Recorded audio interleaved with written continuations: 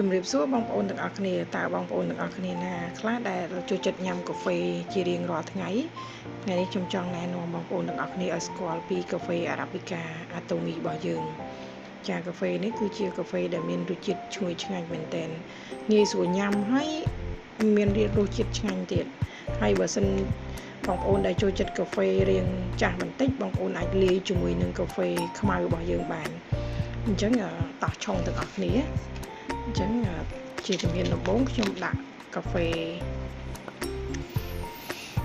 ចាកាហ្វេ Arabica យើងចូលមកបញ្ចប់ចាបន្ទាប់មកទៀតគឺយើងដាក់កាហ្វេខ្មៅចាបន្ទាប់មកយើងចាក់ទឹកក្តៅមក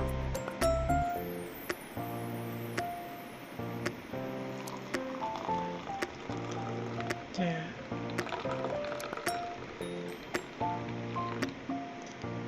អានេះមក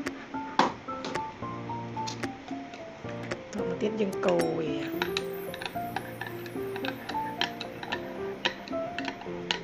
ចាជះក្លិនឈ្ងុយមកមែនតើបងប្អូននេះសម្រាប់បងប្អូនដែលចូលចិត្តកាហ្វេដែលមានគុណភាពល្អ